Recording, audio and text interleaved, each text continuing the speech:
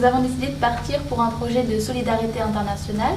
Nous sommes partis 3 mois vivre au Bénin pour travailler dans un orphelinat, pour apporter une aide financière et humaine. Donc pour financer tout ça, on a fait des demandes de subventions au BIJ et à JTM, le Jeune à travers le monde. On a également fait des actions d'autofinancement, donc un atelier maquillage et un spectacle de clown. Très bien. Est-ce que vous auriez des conseils à donner aux futurs voyageurs? Oui, alors tout d'abord ce serait de prendre contact et surtout d'avoir un contact avec le responsable de la structure qui nous accueille pour connaître réellement les besoins qui sont nécessaires. Ensuite, nous on a eu la chance d'avoir un contact d'un responsable de structure qui s'occupe du tourisme solidaire au Bénin. Donc il est français et il travaille sur place. Donc comme ça, on est sûr qu'en cas de problème, on a un Français qui peut nous aider. Ensuite, on conseillerait aussi aux gens de surtout bien prévoir le nécessaire en matière d'hygiène et de santé, parce qu'il faut savoir que sur place, les besoins, s'il y a un souci, l'accès aux soins est difficile et surtout précaire, parce que même à l'hôpital, c'est un peu risqué.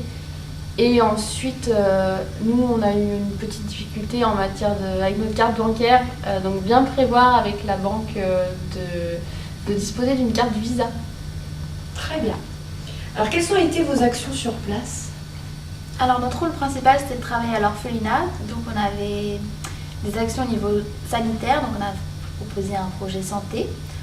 On faisait également le soutien scolaire aux enfants tous les jours. Il y avait 60 enfants. Et on a également eu une action financière, donc on a acheté des médicaments, de l'alimentation, merci. Voilà. Et sinon on faisait les animations, donc on a emmené les enfants à la piscine, on faisait du foot, du coloriage, des puzzles, Des jeux de société. Alors, est-ce que vous avez rencontré des difficultés? Alors la plus grosse difficulté qu'on a rencontrée, c'était pour notre projet de soutien scolaire à l'école. En fait, en amont du projet, on souhaitait mettre en place ce projet de soutien scolaire. Et quand on s'est rendu sur place, on s'est rendu compte que c'était pas possible. On était attendu par la directrice et par l'équipe enseignante comme des professeurs. Or, on n'était pas du tout professeurs.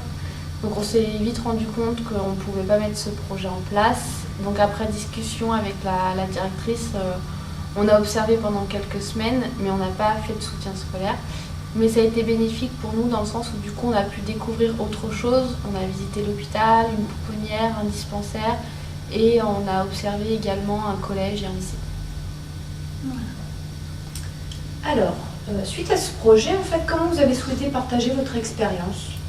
Alors avant de partir, on a contacté un collège et pour pouvoir demander si on pouvait faire des interventions à notre tour. Donc là actuellement on a intervenu auprès du club santé du collège pour présenter toutes les maladies du Bénin et de l'Afrique. Et on a également intervenu pendant le cours d'histoire des 6e où on présente la culture au Bénin, la vie là-bas, pour faire un peu des comparaisons entre la France et le Bénin, pour présenter le système scolaire également.